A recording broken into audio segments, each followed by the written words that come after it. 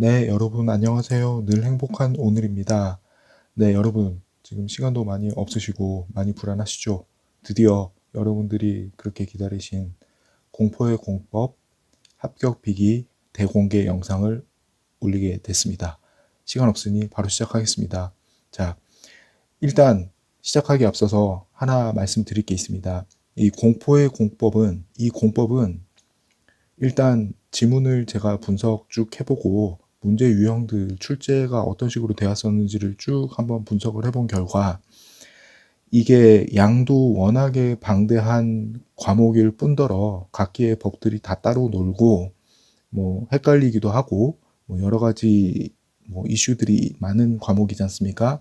그래서 점수 따기가 어려운 이유가 왜 그런가 하고 봤더니 이게 지금 제가 딴 합격 비기하고 다르게 공법은 특히나 전반에 대한 질문이다라고 얘기를 할 겁니다. 무슨 얘기냐면은 이 지금 현재 여기 왼쪽에 보시는 이 어떤 질문의 핵심 키워드와 거기에 딸려 있는 이 지문들이 굉장히 양이 많습니다.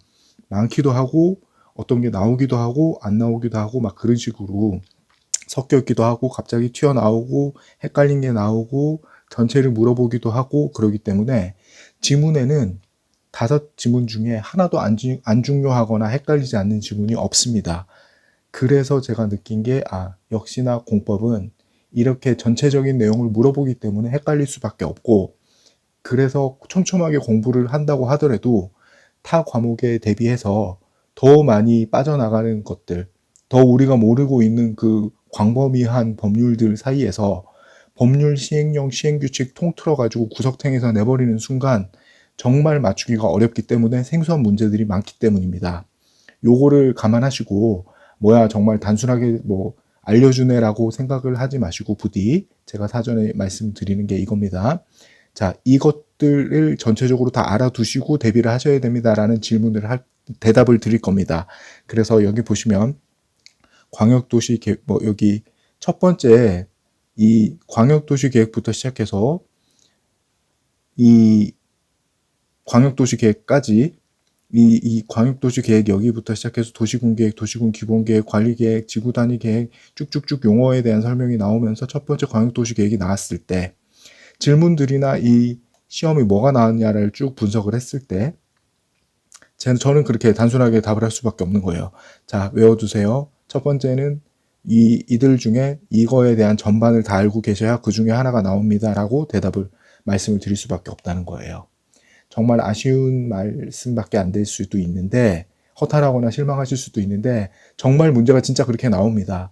지금 여러분들 제가 지난 일요일 날 D13 대비한 공부 방법으로 해서 지금 내일까지 34, 33, 32, 31 오늘 30회를 지금 공부를 하셨거나 마저 이제 마무리하고 계실 단계 아닙니까? 내일이면 이제 제가 알려드린 지문들 공부에 대한 게 다 끝나실 건데 1차만 하시는 분들은 모르실 수 있고 이 강의를 찾아보지 않으시겠지만은 동차나 공법 2차만 하시는 분들은 무조건 공법을 피할 수가 없기 때문에 이 영상을 들으시면서도 이해를 한편으로는 이해하실 거예요. 지문이 전반적으로 너무 광범위하게 나오고 작년 재작년에 못 본 지문들도 되게 많고 그러니까 공법은 더 미궁으로 빠지는 겁니다. 그래서 이게 정석입니다. 해법이기 때문에 전반에 대한 설명이니까 이거에 대해서 다 공부를 하십시오라고 말씀을 드려도 절대 섭섭하게 들으시거나 오해하시면 안 됩니다. 네, 이걸 전제로 깔고 시작을 하겠습니다. 네, 그래도 이 옆에 보시면은 이 국계법 두 개 합쳐가지고 하나거든요. 자, 국계법이 전체적으로 기본 한 12문제 한 가지 희망을 드릴게요. 이 오른쪽을 보시면은 제가 이 보기로 모든 거 다 안 나왔던 거 다 쳐내고, 자, 쳐내기 직전 이거 보시면 이 회색 나온 거 하나나 안 나오거나 했던 것들 무지하게 많습니다. 네. 저 혼자 진짜 울면서 국제시장 2 찍었고요. 무지하게 많습니다. 정리한 거 보시면은 다 아실 거고요. 네. 나온 거 안 나온 거 한 번 나오고 뭐 이상한 거 나온 거 막 그러고 이런 애매한 거 다 발라냈습니다. 그게 이 두 번째 시트고요. 지금 국계법이 일단 한 12문제 정도 나온다고 예상을 했을 때 저는 13개로 묶어버렸습니다. 네. 이 정도면은 정말 잘한 거 아닙니까? 네. 그리고 나머지 뭐 도시개발법 같은 경우에도 한 6, 7문제 나오는데 또 7개로 묶었고, 그 다음에 이 도정법도 지금 보시면 6개까지만 냈고, 그 다음 주택법도 지금 9개, 좀 많죠? 네. 그리고 건축법도 보시면은 여기 8개까지 묶었고, 그 다음에 농지법도 3개로 예언을 했습니다. 이 정도면은 거의 나오는 문제와 거의 비슷하게 예측만을 합니다. 대신에 내용이 광범위하기 때문에 섭섭하게 생각하지 마시고, 네, 이해하셨으면 이제 바로 진행하겠습니다. 자, 국계법의 첫 번째, 용어에 대한 정의는 아까 보시면은 용어죠, 용어. 용어에 대한 정의는 무조건 그냥 한 문제 계속 나옵니다. 네, 계속 나왔죠? 쉬지 않고. 그리고 요 하나 밑에 보시면은 이게 이제 광역도시 계획인데, 광역도시 계획도 보시면은 이렇게 띄엄띄엄 나왔습니다. 그렇기 때문에 그러면 이것만 나왔느냐가 아니라 광역도시 계획도 이 위에 용어할 때 나오기 때문에, 자, 이렇게 보시면 됩니다. 여기 파란 거 살짝 보이실 텐데, 도시군 계획, 그리고 광역 계획권, 그리고 광역도시 계획 전반에 대해서 이해를 해 놓으십시오. 네.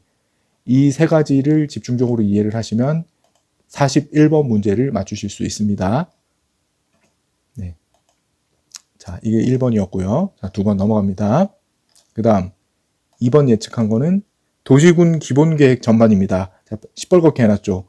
도시군 기본계획. 도시군 기본계획은 지금 집중적으로 3개년 냈고 작년에 안 냈기 때문에 올해 무조건 나온다고 보셔야 돼요. 도시군 기본계획 한 문제 나올 겁니다.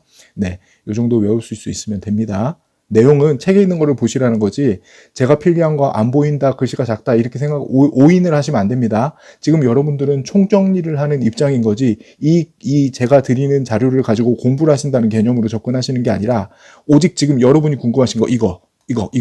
저는 이거 어떤 게 나올 건지를 알려드리는 역할을 하고 있는 거지, 이 내용을 보시고 이거 제 거 보시고 공부하세요 이게 아니에요. 각자 여러분들이 지금 준비하시고 공부하신 것들을 가지고 준비 다 대응하시는 겁니다. 저는 요거를 알려드리는 겁니다. 핵심을 놓치지 마세요. 네.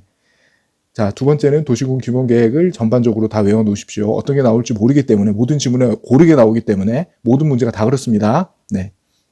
세 번째. 자, 국계법의 세 번째 예상 문제는 도시군 관리 계획 중에 주민의 입안 제한에 대한 내용 전반을 암기를 하십시오. 자, 주민의 입안 제한이 계속 나왔습니다. 네. 중간 2번 나오고, 중간에 한 번 빠지고, 또 한 번 나오고, 한 번 빠지고, 작년에 나왔으니까 올해 또 무조건 나온다고 보시는 게 맞습니다.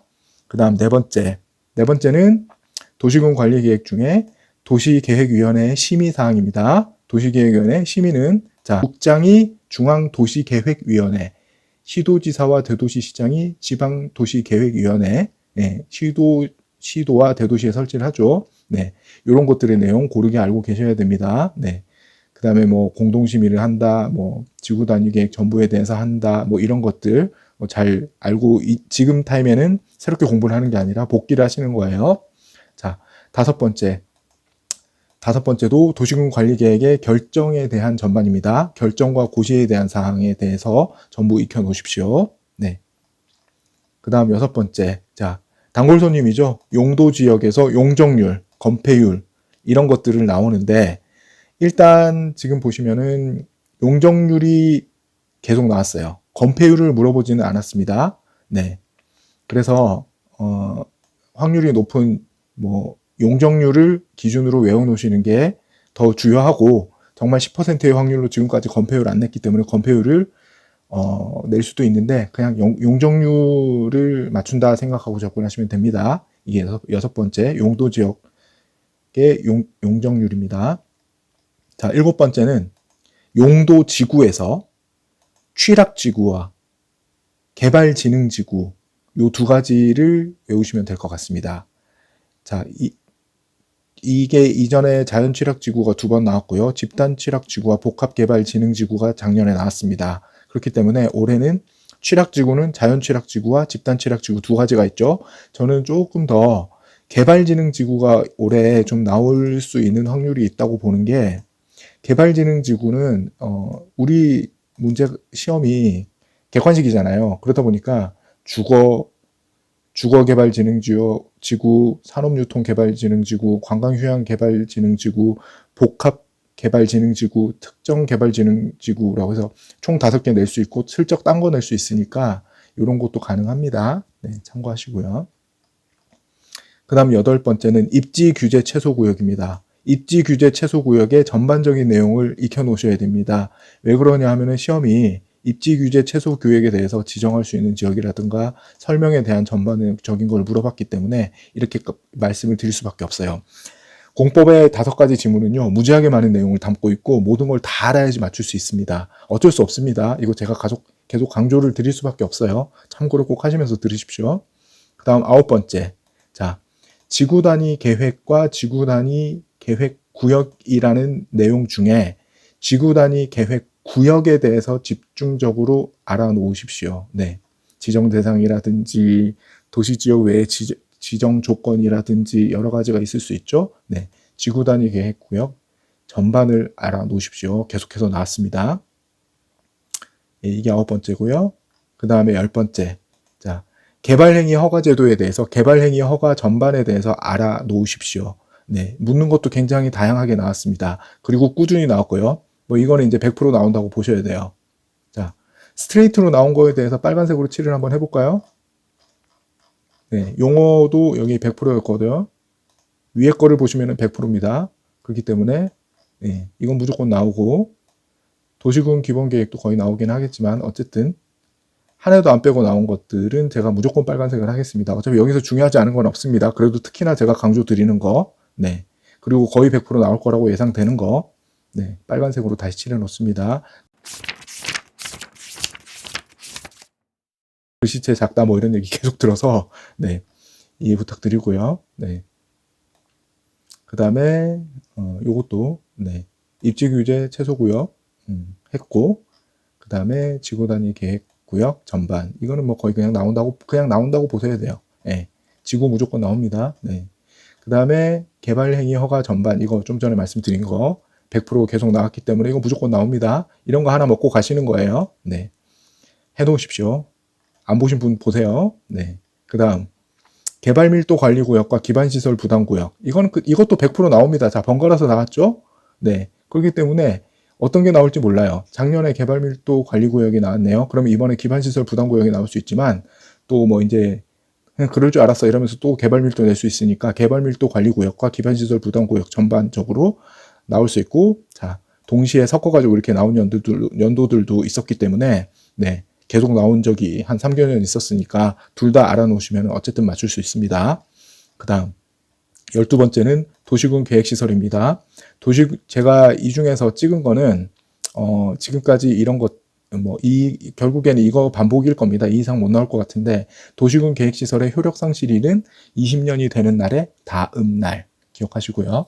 미리 도시군 관리 계획으로 결정하지 않고 설치할 수 있는 시설들은 무엇이냐? 이 정도가 12번째 예상 문제입니다. 그 다음, 이렇게 어느새 끝이에요. 국회법의 마지막 13번째 예상 문제. 도시군 계획시설 사업입니다. 얘는 나올 수도 있고 안 나올 수도 있는데 낼 수 있는 게 너무 많아요, 양이. 그래서 요거를 기억하십시오. 도시군 계획시설 사업이 같은 도의 관할구역에 속하는 둘 이상의 시 또는 군에 걸쳐서 시행되는 경우에는 시장과 군수가 협의하여 정한다. 요거 기억하십시오. 지금 제가 불러드린 멘트 기억하십시오. 자, 일단 큰 산인 국회법을 이제 넘겼습니다. 국회법 넘기고 바로 도시개발법입니다. 네. 자, 첫 번째. 환지 방식에 의한 사업 시행. 이거는 저는 그냥 무조건 나온다고 생각을 해요. 네, 내기가 쉽거든요. 네. 환지 방식에 의한 사업 시행 설명 전반. 그 다음에 준공검사를 받을 경우에 60일 내에 환지 처분. 그 다음에 청산금 요 3가지 중에 한 가지가 무조건 나올 겁니다. 그 다음 도시개발법 2번째, 도시개발구역의 지정권자. 자, 예외로 국장이 지정할 수 있는데 그 사항들 무엇인가? 이거가 나올 가능성이 큽니다. 참고하시고. 그 다음 3번째, 개발구역의 지정 절차인데요. 개발구역의 지정 절차는 개발구역의 지정 및 지정 해제에 대해서 내용 알아놓으시고, 지정 해제는 2년까지 개발계획 수립 고시를 안 하면 2년이 되는 날, 다음 날 아닙니다. 되는 날, 그리고 수립 고시한 후에 5년까지 인가 신청을 안 하면 5년이 되는 날, 네, 다음 날 아니에요. 이것도 날 해제입니다. 이게 세 번째 예상 문제. 그 다음 네 번째, 도시개발 사업의 실시 계획의 전반에 대해서 알아놓으십시오. 네. 요거는 가능성이 조금 떨어지긴 해도 어쨌든, 네. 그 다음에 도시개발조합. 요게 이제 다섯 번째인데, 요거 무조건 100% 나옵니다. 네. 예. 자, 파란 게 안 중요한 게 아니고 빨간 거는 그냥 거의 대부분 나왔어요. 네, 무조건 나옵니다. 도시개발조합 양 많지 않으니까 외워놓으세요. 다음 여섯 번째는 사업 시행 방식이 수용 및 사용 방식이 있고 환지 방식이 있고 혼용 방식이 있습니다. 네, 요거는 지금 앞에 나오다가 2년 쉬었어요. 저는 이것도 그냥 무조건 나온다고 생각을 하고 있습니다. 네, 다 외워놓으세요. 그 다음 도시개발 채권에 대한 사항인데 얘도 한 번 나오고 두 번 안 나오고 한 번 나오고 두 번 안 나왔다. 오! 그러면 이번에 나올 가능성이 있죠. 네. 참고하시고요. 그리고 이제 도정법으로 넘어갑니다. 곧바로. 자, 도정법의 첫 번째는 정비사업 시행에 대한 전반적인 사항을 물어볼 수 있기 때문에 이거는 그냥 100% 나온다고 보시고 접근하시면 되겠습니다. 한 해 빼고 다 나왔습니다. 그 다음 두 번째, 정비 기본 계획의 수립과 지정에 대한 전반적인 사항. 요거는 한 두 번 나왔다가 안 나왔으니까 일단은 좀 약간 라이트하다. 예. 나올 수도 있고 안 나올 수도 있다. 그 다음에 세 번째는 재건축 사업에서의 매도 청구인데 이거는 요새 중요하다고 재건축 요새 많이 하잖아요. 낡은 아파트 뭐 이런 것들이 많아가지고 어쨌든 안 나오다가 두 번 연속으로 나왔으니까 올해도 재미 봐가지고 또 나올 가능성이 있다고 봅니다. 저는 기간 내에 회답하지 않은 경우 그 토지 등 소유자는 조합 설립 또는 사업 시행자의 지정에 동의하지 않겠다는 뜻을 회답한 것입니다. 자, 회답하지 않았을 때 동의하겠다는 뜻이다 나오면 땡. 이거 꼭 기억하세요. 땡. 네. 자, 기간이 지나면 사업 시행자는 그 기간 만료된 때부터 2개월 이내에 뭐 5개월, 6개월, 3개월, 1개월 뭐 장난쳐도 속지 마세요. 조합 설립 또는 사업 시행자 지정에 동의하지 않겠다는 뜻을 회답한 토지 등 소유자와 건축물 또는 토지만 소유한 자에게 건축물 또는 토지의 소유권과 그 밖의 권리를 매도할 것을 청구할 수 있습니다. 매도 청구 있습니다. 네, 요것도 굉장히 중요하죠. 네. 그래서 지금 안 나오다가 계속해서 나온다는 거 이거 또 나올 가능성이 있기 때문에 잘 보십시오. 그 다음 정비사업의 시행자. 자, 정비사업의 시행자. 자, 뭐 한 번 건너뛰고 작년에 건너뛰었으니까 올해도 나온다. 그냥. 네. 그래서 네. 정비사업 시행자는 각 사업의 시행자와 시행 방식, 공동 시행을 포함해서 동의 여건과 통보하는 것까지 잘 정확하게 기억을 해 놓으십시오. 그 다음 다섯 번째. 관리 처분 계획에 따른 처분 전반입니다. 정비사업의 시행 방식이 주거환경 개선사업, 재개발사업, 재건축사업 세 가지가 있잖아요. 네, 관리처분 계획에 따른 처분 전반, 네, 관리처분 계획이 나온다 이러면은 잘 기억하셨다가 무조건 맞추시는 걸로 하십시오. 네.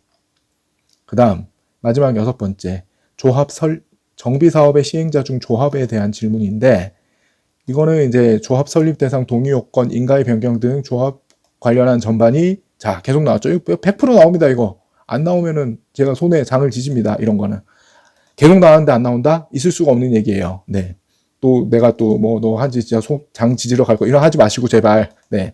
자, 보세요. 자, 나온 거는 거짓말 안 합니다. 나왔잖아요, 계속. 나왔는데 나온다고 하는 거를 자, 내가 너 진짜 막 된장 가지고 하지 마세요. 네.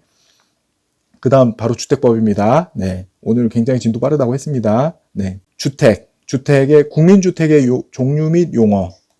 국민주택 이것도 거의 나왔죠. 이것도 100% 그냥 나옵니다. 네. 주로 국민주택 많이 물어봐요. 규모에 대해서 뭐 묻고 막 그러죠. 종류 물어보고. 네. 그다음 주택단지. 자, 별개의 주택단지로 볼 수 있는 거 아닌 거. 자, 중간에 한번 나왔다가 2년 끊겼기 때문에 이거 저는 나올 수 있다고 보거든요. 별개의 주택단지. 그다음에 이제 리모델링도 중간에 한번 빼고 2년 연속으로 나왔기 때문에 공동주택 리모델링이 나올 수 있지 않을까 싶습니다. 세 번째로. 그 다음 네 번째가 지역주택조합에 대한 전반입니다. 자, 요거는 세 번 나왔다가 두 번 쉬고 한 번 나왔으니까 저는 올해도 무조건 나온다고 봅니다. 왜? 자, 주택조합이 나왔을 때 지역, 직장, 리모델링 주택조합 중에 세 가지인데 리모델링 주택조합 4개가 어려운 게 별로 내용도 좀 덜 할 뿐더러 상대적으로. 그 다음에 그 조합원 관련해서 내용을 좀 내기가 어려운데 그 다음에 위에 보시면 공동주택 리모델링 전반이 있잖아요, 이미. 그렇기 때문에 얘를 내고 나면 여기다 또 써먹을 수 없기 때문에 지역주택조합이나 직장주택조합 중에 하나를 내야 되는데 100% 직장주택조합 별로 재미가 낼 게 없기 때문에 이전에도 계속 지역이 나왔어요. 다 지역으로 냈죠. 그러니까 뭐 분명히 100%또 지역으로 나옵니다. 그러니까 지역 외우면은 맞추는 거예요. 요거랑 요거 외우세요. 네. 그다음 5번째. 자, 주택건설 사업의 시행 절차와 사업계획 승인 대상 및 승인권자에 대해서 나옵니다. 네. 요거는 어차피 번갈아서 나왔기 때문에 나올 수밖에 없죠. 예, 얘도 그냥 외워놓으시면 그냥 맞춥니다. 사업계획 승인권자, 승인 대상의 규모, 사업 시행 대상, 임시사용 승인 신청 시점 이렇게까지 해서 포괄적으로 예, 알고 있으십시오. 그러면 한 문제 맞추는 겁니다. 자, 그 다음 분양가 상한주택 2번 처음에 안 나왔다가 3번 연속 나오고 화내셨으니까 얘도 그냥 무조건 나온다. 분양가 상한제 예, 이렇게 이해를 하시면 될 것 같습니다. 분양가 상한제 적용주택에 대한 설명을 전체적으로 다 알고 있으십시오. 그 다음 투기과열지구와 조정대상 지역 예, 이게 7번째 예상인데 한 번 나오고 퐁퐁 2번 안 나오고 한 번 나오고 한 번 나왔습니다. 그러면은 나오겠죠. 뭐 둘 중에 하나 나오거나 둘이 섞어서 나오거나 나온다고 봅니다. 네. 그 다음에 주택상환사채 이거 무조건 한 문제 나오겠죠. 자, 주택상환사채 몇 줄 안 됩니다. 발행권자, 발행의 승인, 발행 방법, 명의 변경, 효력 이런 것들 상환 이런 거 나오니까 그 중에 하나 뭐 나올 수 있으니까 자 외우는 거에 비해서 맞추기 쉬운 내용이기 때문에 주택 3년 3환사채 기억하세요. 네. 그 다음 사용검사 후 매도 청구 전반에 대해서 나올 수가 있는데 뭐 조금 떨어지네요. 네, 일단 어쨌든 뭐 있다는 거. 이래서 주택법 끝내고 자 다시 스피디하게 건축법으로 넘어갑니다. 자 건축법 용어에서 건축협정 전반에 대해서 알아놓으십시오. 결합건축협정, 특별건축구역, 건축협정구역에 완화 적용 가능한 건축기준, 건축물의 용적률 계산까지. 그 다음 2번째 이거 안 중요하냐? 아니요. 스트레이트 다 나왔죠? 이거 중요합니다. 건축협정. 네. 저기 앞에 빨간색 하기 전에 뭐 제가 빨간색 안 했다고 해서 안 중요하다는 거 아니에요. 그 중에 특히나 이거는 확실하게 그냥 100% 나온다라고 한 게 그냥 이유 없이 계속 나왔던 것들 다 빨간 겁니다. 네. 2번째. 다중건축 이용물 대상. 다중이용 건축물 대상, 특수구조 건축물 종류, 건축의 종류, 대수선 종류, 도로의 종류. 물어봤는데 이것저것 다 물어봤는데 도로의 종류는 아직까지 안 나왔어요. 그래서 저는 이 중에서는 전체적으로 다 중요한 것보다는 도로의 종류가 좀 중요하지 않을까, 도로 나오지 않을까 올해 예상을 한번 해봅니다. 그 다음 3번째, 건축법에서 3번째 예상 문제는 면적에 대한 건데 건축물의 면적 산정방법과 건축성과 대지 면적 요거 해 놓으십시오. 자, 안 나오다가 최근 2년 2번 나왔다는 거는 또 분명히 100% 거기 나온다고 봐야 될 것 같습니다. 최근에 중요해진 거. 그 다음에 바닥 면적부터 연면적, 산정 기준. 자, 띄엄띄엄. 이건 뭐 안 나올 수도 있겠는데 어쨌든 예, 작년에 한번 나오긴 해서 조금 떨어지지만 어쨌든 한번 보겠습니다. 그 다음 건축 허가. 건축 허가에 대한 거는 스트레이트 나왔고 작년에 안 나왔어. 그러면 무슨 얘기예요? 올해는 100% 나온다. 건축 허가에 대해서. 건축 허가 내용 외우시면 한 문제 맞추는 거예요. 자, 신고를 하면 허가를 받은 것으로 보는 경우, 그리고 허가권자의 사전 결정 통지를 받으면 허가를 받은 것으로 보는 경우, 그리고 건축 허가의 완화 적용 사항들, 건축 허가 제한 기간과 제한 기간을 연장하는 것. 요렇게 요 4가지 외워 놓으십시오. 한 문제 맞추십니다. 예, 무조건 나옵니다. 그다음 건축 허가의 절차에 대한 건데 잘 안 나왔네요. 예, 이건 뭐 약간 좀 덜한데 어쨌든 여기에서 중요한 거는 착공 신고할 때 허가권자에게 구조안전 확인 서류 제출 관련한 것들 내용이 나올 수 있습니다. 뭐뭐뭐 되고 뭐 안 되냐 이런 거. 자, 그다음 대지와 도로인데요. 대지와 도로는 그냥 전반적으로 아까 도로가 저기 위에 있었죠. 그러니까 저는 대지도 나올 수 있지만 도로가 또 한번 이제 도로가 나올 때가 됐다. 네. 도로가 나올 때가 됐다. 저는 그렇게 지금 예언을 하겠습니다. 네. 그리고 대지가 안 중요하다는 거 아닙니다. 네. 대지 도로 다 중요합니다. 그 다음 건축물의 마지막 건축물의 높이 산정과 층수의 산정인데 지금까지 계속 높이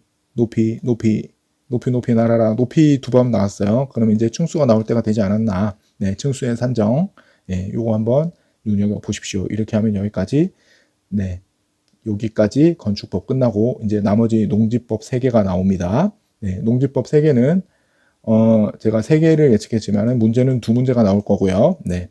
위탁 경영에 대해서 알아놓으십시오. 위탁 경영은 뭐 계속 나왔죠? 네. 100% 나옵니다. 위탁 경영. 네. 위탁 경영을 했다. 또는 뭐 임대를 했다. 뭐 이런 식으로 뭐 임대차를 내놨다. 그게 그 위탁 경영 얘기니까 그렇게 이해를 하시면 됩니다. 그 다음에 농지에 대해서 나올 수가 있는데, 그 다음 농지 전용에 해당하는 것이 있습니다. 농지 전용에 해당하는 것이 처음에 2번 나왔다가 스트레이트 내리 4년 안 나왔어요. 그렇기 때문에 농지 전용에 해당하는 것이 또 나올 수 있습니다. 가능성이. 네. 그리고 맨 마지막. 이게 이제 또 최근에 자주 나왔죠. 농지 전용 대신에. 네. 경자 유전의 예외들, 그리고 소유 상한의 면적. 이렇게 해서 농지법 총 3개를 제가 예측을 해서 그 다음에 그 중에 위탁 경영 전반과 경자 유전의 예외들, 소유 상한의 면적, 요렇게 해서 2문제가 나오지 않을까 이렇게 예측을 해봅니다. 네.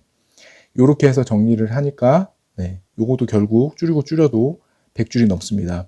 저는 전체적으로 이렇게 다 정리를 해서, 전체 국계법이 한 12문제 정도 나올 거예요. 국계법이 12문제 정도 나오는데, 그 중에 제가 예측하는 거는 13문제, 네, 하나 더 생각했습니다. 네, 파랗다고 안 중요한 게 아닙니다. 네. 12문제 나오죠. 그 다음에 도시개발법이 한 6문제 나오는데, 예, 7개 예측했고요. 그 다음에 도정법 예측을 그것도 한 뭐 6, 7문제 나올 텐데, 6에서 8 사이 나올 수 있는데 6문제 예측했고, 주택법은 마찬가지 한 6문제에서 8문제 나올 수 있는데, 9문제, 뭐 매도 청구는 좀 빠지니까 한 8문제 정도로 생각을 하겠습니다. 그리고 건축법이죠. 건축법이 한 8문제 정도 예측했습니다. 그리고 나머지 농지법 3문제, 3개 예측했습니다. 농지 전용까지. 이렇게 해서 전체적으로 예측을 했습니다. 네. 여러분, 제가 오늘 정리를 한 이 공포의 공법, 절대 공포심을 가질 필요가 없습니다. 왜냐하면은 어차피 제가 여러분들 한참 합격 비기 중간중간 올리면서 각 과목별 공부 방법에 대해서 안내를 드렸어요. 그때 공법 공부 방법에 대해서 안내를 드리면서 얇은 책으로 집중 반복을 하시라고 말씀을 드리면서 그 책을 보고 공부를 하신 분들, 또는 알아서 자체적으로 공부를 이미 해놓으신 분들 제외하고 그 영상을 보고 따라 하신 분들이 있으시다고 한다면, 그분들은 뭐 약간 늦게 시작하신 분들도 50점 이상, 그 다음에 좀 익숙해지셨으면 55에서 60점 이상은 충분히 그 한 권으로도 커버를 할 수가 있습니다. 믿고 하시면 됩니다. 네. 그래서 너무 걱정하지 마시고 지금 제가 알려드렸던 방법을 계속 진행하시면 되겠습니다. 네. 여기까지 제가 아마도 35회까지는 어쩔 수 없이 지금 시간적으로도 굉장히 타이트하지 않습니까? 앞으로 D-Day에 맞춰서 계속해서 제가 영상을 올려드려야 되기 때문에 이 합격 비기를 더 이상 진행하면은 그것마저도 차질을 빚을 수 있고 이제 정말 시험이 일주일밖에 남지 않았기 때문에 여러분들한테 또 다른 혼선을 드릴 수가 있어요. 시간도 없으시기 때문에. 그래서 제가 뭐 36회 내년부터는 아마 모든 거를 합격 비기를 다 정리를 할 수가 있을 것 같습니다. 네. 그렇게 해서 올해 좀 아쉽지만은 공시법하고 세법은 제가 합격 비기를 올리지 못할 것 같아요. 36회 부디 예, 36회 내년에 또 들으시는 일이 없으시도록, 네, 하시면서 그냥 이 사람 계속 열심히 하고 있구나 정도로 구독 끊지 마시고 계속 봐주시면 되는 거지. 네, 네. 그렇게 이해해 주시고 공부하면서 다시 보시지 않도록 올해 열심히 해서 합격 꼭 하시면 좋을 것 같습니다. 네, 여러분들, 저는 약속을 또 지켰습니다. 공포의 공법 합격 비기 대공개 영상 이걸로 마무리 짓겠습니다. 네. 추가로 약간 첨언의 말씀 드리겠습니다. 지금 아까 최초에 제가 영상 시작하면서 말씀드렸는데, 지난 D13에 맞춰서 이제 D-Day에 맞춘 일정 계획에 대해서 말씀을 드리겠습니다. D13에 맞춰서 공부를 하고 있으신 분들 정말 애 많이 쓰고 있으십니다. 굉장히 험난하고 힘들고 외롭고 괴로운 길이실 거라고 알고 있습니다. 그럼에도 그거를 하셔야 되는 이유가 분명히 있습니다. 네, 여러분들 열심히 하겠다고 하신 약속 지키고 있으시리라 믿고 있고요. 양이 많다 어떻다 하지만 어쩔 수가 없습니다. 내가 시간이 없고 시간이 부족하고 양이 많고 그렇다고 해서 다음 주에 토요일 날 시험을 안 보는 게 아니라 시험을 보셔야 되기 때문에 시험을 보셔서 합격을 하기 위해서는 어느 정도의 선을 넘기셔야지 평균 60점 이상으로 합격을 하실 수가 있는 거잖아요. 우리는 그거에 맞춰서 알려드리고 있는 거지 100점을 맞아서 합격하시라는 게 아닙니다. 80점 맞아서 합격하라는 것도 아니고요. 단 평균 60점 이상을 맞추는 것도 굉장히 어렵고 힘들기 때문에 네, 여러분들 그거 아세요? 몇 번 검색해 보시면 나오겠지만은 평균적으로 지금까지 1차의 보통 합격률이 몇 %나 되는지 아십니까? 1차의 합격률은 약 평균 20% 정도밖에 안 됩니다. 네. 자, 그러면 2차의 합격률은 어떻게 될까요? 2차의 합격률, 그보다 낮을 것 같으세요? 아닙니다. 약간 높습니다. 2차의 합격률은 제가 어림짐작으로 평균 한 26, 7%는 되는 것 같습니다. 그렇지만 절대 전체적으로 봤을 때 높지 않죠. 네. 시험을 접수하신 분들 중에 그렇게 합격하시는 분들이 적다는 얘기입니다. 그만큼 이 시험 쉽지 않고 어렵다는 얘기입니다. 하지만 저 믿고 꾸준히 따라 하시면은 얼마든지 가능합니다. 네. 결과가 어찌됐건 간에 그건 중요하지 않습니다. 작년에 제 영상 따라오시면서 끝까지 질주하시고 올해 또 하시는 분들 계시겠지만은 보십시오. 금방 1년 이렇게 또 지나잖아요. 내년에 또 금방 이렇게 36회 때가 또 옵니다. 저는 또 여러분들을 위해서 또 설명을 하고 있을 거고요. 네. 어쨌든 간 이 시험은 열심히 하셔서 빨리빨리 탈출하시는 게 최고입니다. 그거 참고하시고요. 자, 이제 다시 본론으로 돌아가서 D-Day 공부 방법에 대해서 다시 한번 설명을 드리겠습니다. 네. 간략하게 설명드릴게요. 시간이 별로 없으시니까. D13에 따라서 월요일부터 34회, 그 다음 33회, 32회, 31회, 30회, 오늘 30회까지 공부를 하고 있으십니다. 이렇게 해서 정리를 하시잖아요. 그러면 내일 29회를 마지막으로 총 6개년 차의 공부를 복습을 다 하시는 거예요. 자, 이렇게 하시고 나면 그러면 그 다음 일요일이 되지 않습니까? 자, 보세요. 일, 월, 화, 수, 목, 금 이렇게 딱 6일이 정확하게 남습니다. 네. 그러면 토요일 날 시험이고요. 토요일은 빼버리고 일요일부터 다음 주 금요일까지 총 6일이 남는데 이때 이제 어떻게 하셔야 되냐면 제가 그때 말씀드렸던 두부 출력한 것 중에 하나는 지금 지문 쭉 하면서 공부를 하고 계실 거고 지금 깨끗하게 남아있는 나머지 한 부가 있죠. 출력 안 하신 분들은 빨리 하세요. 해놓으시고 토요일까지 내일까지 출력 다 해놓고 기다리셔야 됩니다. 그러고 난 다음에 뭘 하시느냐? 이제 중요합니다. 자, 일요일부터는요. 내가 시간이 허락하시는 분은 두 부류로 갈립니다. 시간이 나는 무조건 된다 하시는 분은 내 시험 시간과 똑같은 시간에 그 문제지를 준비하셔서 그 문제지를 푸십시오. 자, 일요일도 똑같습니다. 역순입니다. 일요일 날 34회, 월요일 날 33회, 그 다음 32, 31, 30, 29, 금요일 날 29회까지 똑같이 또 하루에 하나씩 다 치는 겁니다. 자, 이게 효과가 있을까 생각을 하시죠. 그리고 에이, 내가 봐버렸는데 뭔 소리 하는 거냐 하시죠. 하지만 여러분들 생각해 보세요. 여러분들이 이번 일요일 날 34회 시험을 쳐보실 때는요. 지난 월요일 날 이미 공부하셨던 거예요. 근데 이게 굉장히 생소하게 올 겁니다. 근데 어느 순간 이미 내 거가 돼 있습니다. 그래서 내 무의식 중에 6개년치가 다 쌓여 있어요. 그걸 가지고 34회에 한번 투하를 쫙 하고 그 다음날 또 똑같은 시간에 투하를 쫙 하고 그런 식으로 계속 시험을 칩니다. 그리고 중요합니다. 오전에 시험이 다 끝나면 동차를 하신 분을 기준으로 설명을 할게요. 1차는 시간을 앞쪽, 2차는 2차만 하시는 분은 시간을 뒤쪽으로 할애를 하시면 됩니다. 단 똑같은 시간에 시험을 치십시오. 시험 치는 것과 똑같이 하셔야 됩니다. 시간이 되시는 분입니다. 첫 번째 부류. 왜 그러느냐? 이걸 일주일 동안 반복하시면은 토요일도 똑같이 그 패턴대로 지치지 않고 하실 수가 있기 때문입니다. 네, 강조 드립니다. 네, 꼭 똑같이 따라 하십시오. 해서 시험 치시고 난 다음에 시험이 다 끝나고 나면 중간에 채점을 하지 마세요. 쉬는 시간에. 그래서 똑같이 준비를 하시는 거예요. 시험 시작하기 전에 아침에 1교시 시작하는 동차를 기준으로 1교시를 시험을 치시는 분들은 준비해서 1교시 시험을 칩니다. 그 다음에 시험 치고 난 다음에 채점을 바로 하시는 게 아니에요. 쉬는 시간에. 쉬는 시간에는 똑같이 내가 시험장 가 있다 생각하고 또 그 중간 시간에 2차 1교시와 2차 2교시 공부를 하시는 겁니다. 그리고 시간이 되면 식사하시고 2차 1교시 시험을 치시고 그 다음 다 끝나고 나면 또 집어넣으세요. 넣고 나머지 길지 않은 시간이지만 잠깐 짜투리 나는 시간에 2차 2교시를 공부를 하고 2차 2교시 시험이 되면 마저 치고 그 다음에 그걸 모든 걸 다 모아가지고 이 시험이 끝나면은 다 꺼내서 일일이 채점을 하시면 됩니다. 자, 채점하실 때 뭘 쓰면 제일 좋으시겠어요?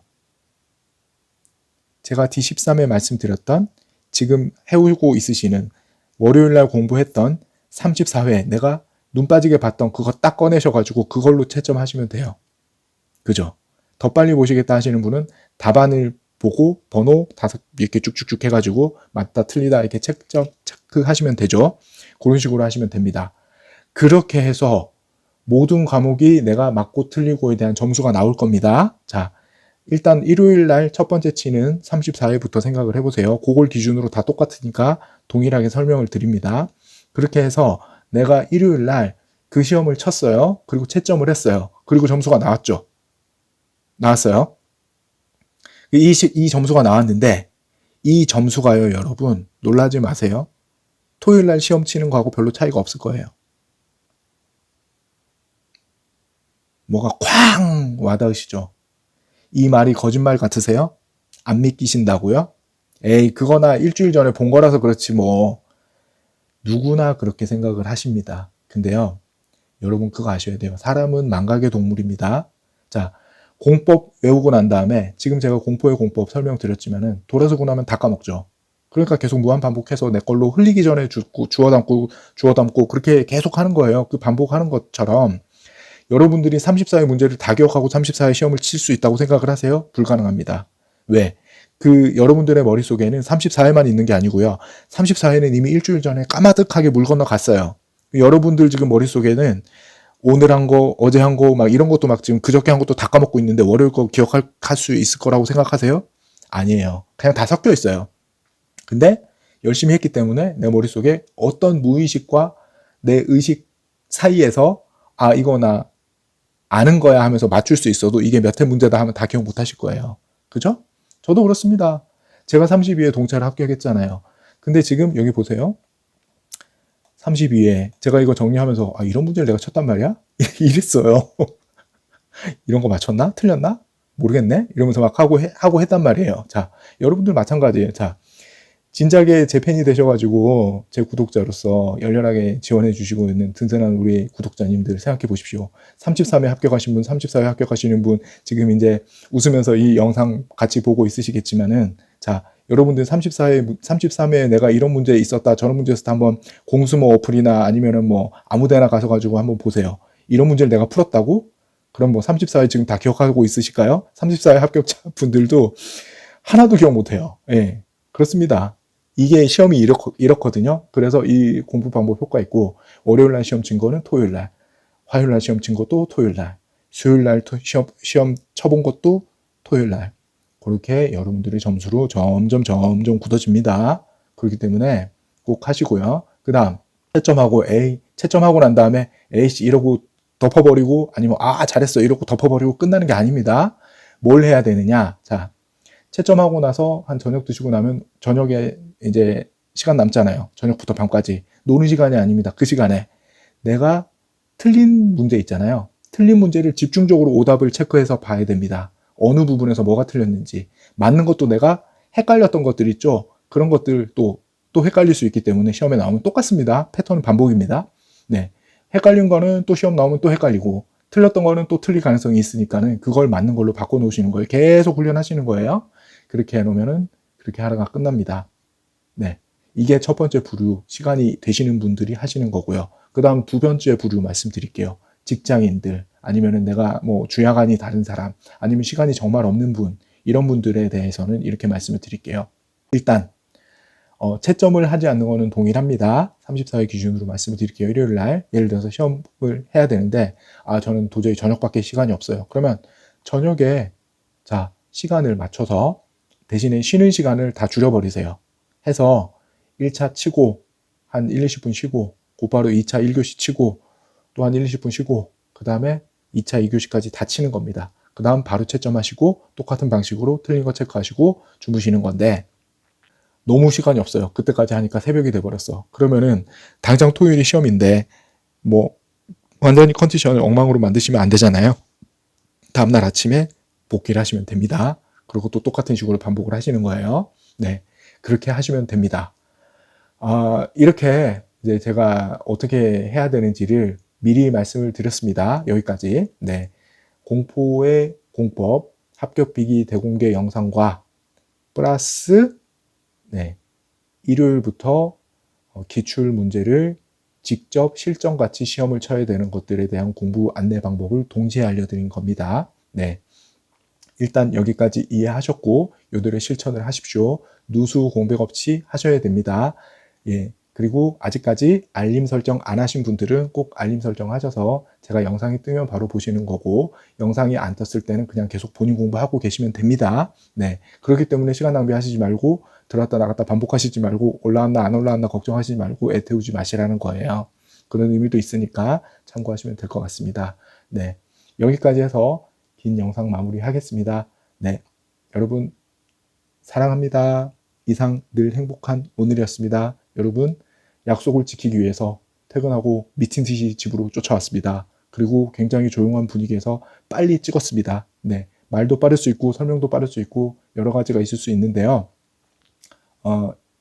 꼭 당부드리고 싶은 말씀이 글씨가 작다 뭐 이런 것들에 대한 것보다는 지금 나는 글씨를 크고 작고 이런 걸 따질 때가 아니고 내가 아는 거를 저 사람이 얘기를 하고 있고 저 사람이 강조하는 부분이 어떤 부분인지 알고 있고 그게 시험이 나오면 나를 맞추겠다 이런 마인드로 접근하셔야 돼요. 그 부분을 자꾸 서운하게 생각하시지 마시고 파일 얻을 수 없냐 출력 안 되냐 자꾸 이런 쪽으로 접근하시는 것보다는 그거는 제가 올해는 어렵고 올해 시험이 끝나고 난 다음에 어떤 방법으로 할 수 있는 방법이 있을지에 대한 고민은 분명히 할 거라고 제가 예전에 살짝 언급드린 적 있어요. 한번 고민해 보겠습니다. 네, 저도 요거 처음 하는 방식이지만은 가장 확실한 방법이기 때문에 여러분들에게 자신 있게 추천드릴 수 있고, 네, 늘 그렇듯이 시험이 끝나고 나면은 많은 격려와 감사 인사 받을 거로 예상을 하고 있습니다. 감히. 네, 그러니까 믿고 따라오시면 되겠습니다. 네, 여러분 이상 늘 행복한 오늘이었습니다. 자, 열심히 일하고 있는 저를 위해서 이제 국제시장 2를 찍은 또 2까지 찍은 저를 위해서 구독, 좋아요, 알림 설정 꼭 부탁드리겠습니다. 여러분 힘내시고요. 진짜 일주일밖에 안 남았습니다. 조금만 더 하면 자유가 펼쳐집니다. 공인중개사가 될 수 있습니다. 1차 합격할 수 있어요. 네, 자신을 믿으시고 끝까지 열심히 하십시오. 시간을 쪼개서 하면 지금 이 시간은 한 달보다 더 값진 시간이 될 수 있습니다. 네, 그리고 여러분이 지난 시간 열심히 공부하셨던 것보다 지금 남은 일주일 더 열심히 하신다면 분명히 합격할 수 있는 시험입니다. 이 일주일을 포기하지 마십시오. 할 수 있습니다. 여러분 사랑합니다. 안녕.